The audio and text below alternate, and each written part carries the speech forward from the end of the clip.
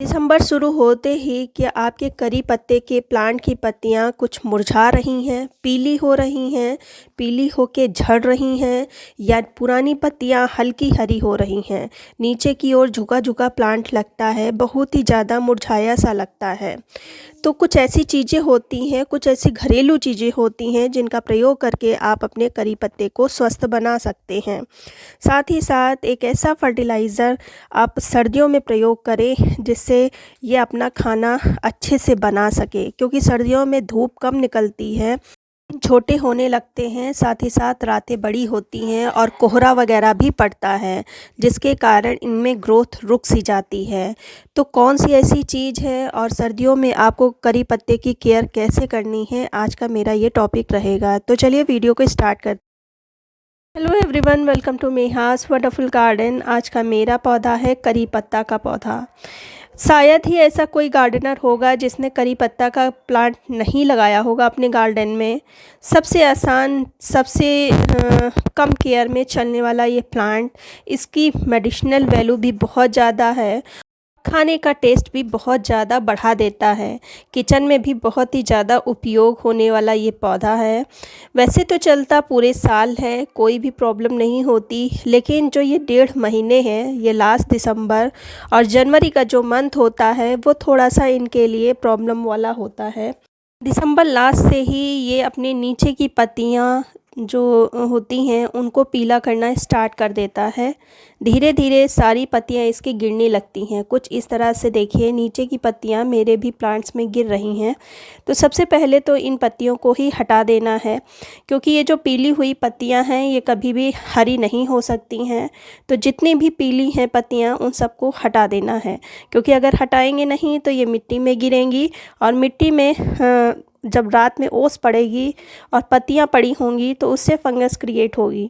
तो इसलिए जितना हो सके आप खुद ही हाथ से इनको हटा दें। पत्तियां पीली होने का मेन कारण है धूप का कम मिलना। चूँकि ये एक परमानेंट प्लांट है, सन लविंग प्लांट है, तो इस समय दिन का जो ड्यूरेशन है वो कम है, जिससे कि कारण इनको धूप कम मिल रही है।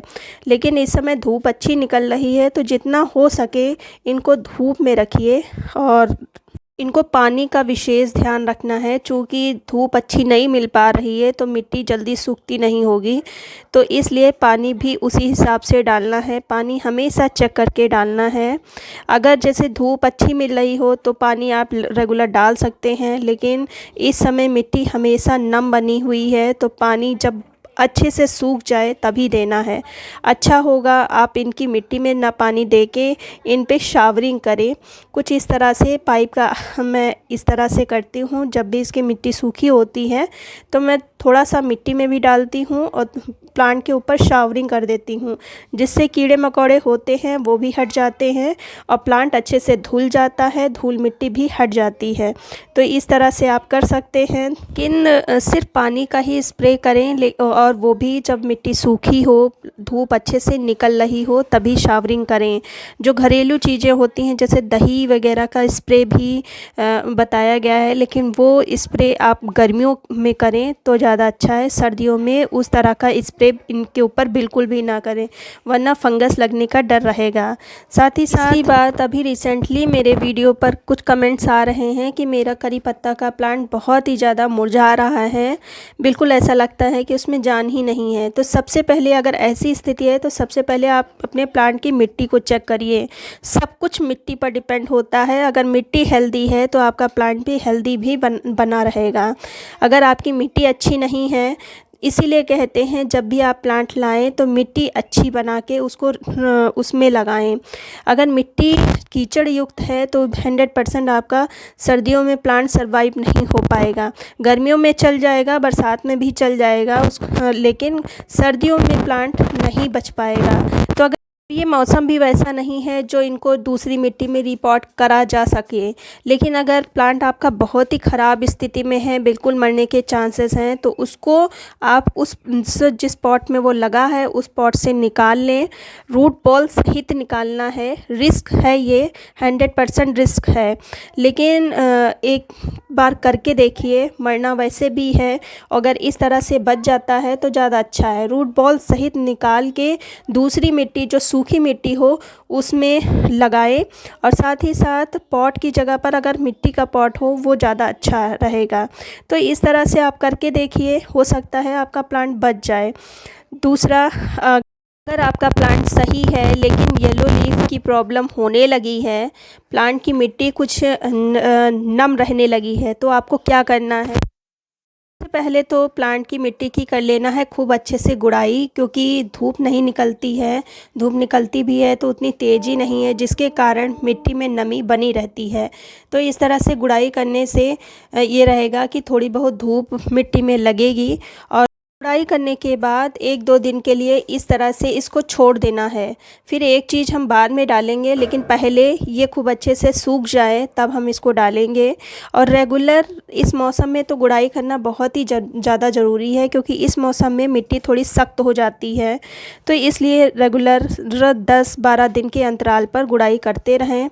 फिर जब प्लांट की मिट्टी थोड़ी सी सूख जाए, इस तरह से सूख जाए, हालांकि धूप इतनी तेज़ नहीं निकल रही है जिसके कारण खूब अच्छे से नहीं सूखा है, तो डालना है हल्दी। हल्दी बहुत ही ज़्यादा ज़रूरी है इस मौसम में, एंटीसेप्टिक होती है। सर्दियों के कारण जो चींटी हैं, कीड़े मकोड़े मिट्टी में आके छुप जाते हैं, तो हल्दी से थोड़ा सा बचे रहेंगी आपकी मिट्टी, तो इसको आपको डालना है। मेरा 12 इंच का ये ग्रो बैग है, काफ़ी बड़ा प्लांट है, आपने खुद ही देखा है, तो उस हिसाब से मैंने 1 चम्मच भर के डाला है। सबसे पहले तो जो येलो लीफ गिरी हैं इन सबको हटा देना है, और हल्दी को खूब अच्छे से मिट्टी में मिक्स कर लेना है चारों तरफ, इस तरह से। और फिर एक चीज़ और हम इसमें डालेंगे, जो कि आप मार्केट से भी ला सकते हैं, नर्सरी में भी आसानी से आपको मिल जाएगी। उसको डालने से होगा ये कि जो फिल की जो क्रिया होती है उसको बढ़ा देता है, जो कि सर्दियों में थोड़ा सा रुक सी जाती है। तो अगर इसका प्रयोग आप सर्दियों में करेंगे तो वो क्रिया फास्ट हो जाएगी। साथ ही साथ जड़ जो होते हैं वो न्यूट्रिएंट को अच्छे से अवशोषित कर लेते हैं, इसका जब आप प्रयोग रेगुलर करते रहते हैं। तो खासकर सर्दियों में इसका आप प्रयोग करें, प्लांट हरा भरा रहेगा। और किसी भी तरह का, चाहे वो ठंड से शॉक लगना हो, चाहे रिपोर्टिंग के थ्रू शॉक लगना हो, किसी भी तरह का कोई शॉक भी नहीं लगेगा। तो आप देख रहे हैं 2 गिलास पानी है, और उसमें मैंने ज़रा सा एप्सम साल्ट लिया है। कोई ज़्यादा महंगा नहीं आता है, नर्सरी में आप 30 या 50 रुपए का मुझे मिला था, और लगभग 2 साल हो भी रहे हैं। तो ज़्यादा यूज़ नहीं होता है, और ख़ासकर इसका सिर्फ सर्दियों में ही ज़्यादा यूज़ होता है, गर्मियों में इसका ज़्यादा प्रयोग नहीं होता है। तो इसको हम जब मिट्टी सूखी हो तो डाल देंगे, और 15-15 दिन पर आप इसका प्रयोग करें। इसका स्प्रे भी आप कर सकते हैं, लेकिन स्प्रे करते समय के टाइम करें और देखें धूप अच्छी से निकली हो, क्योंकि जो चीज़ आप स्प्रे करें वो सूख भी जानी चाहिए, ज़्यादा देर तक पत्तों में पड़ा नहीं रहना चाहिए। तो इन सब चीज़ों का आप प्रयोग करें, और ख़ासकर धूप अधिक अपने प्लांट को दिखाएं। जितनी अच्छी आप धूप इनको देंगे, प्लांट उतना ही अच्छा घना होगा और लगातार ग्रोथ करता भी रहेगा। लेकिन उम्मीद करती हूँ वीडियो कुछ आपके काम का होगा। अगर काम का है तो लाइक कर दीजिए, सब्सक्राइब कर लीजिए। मिलते हैं फिर किसी वीडियो में नई जानकारी के साथ, तब तक के गुड बाय।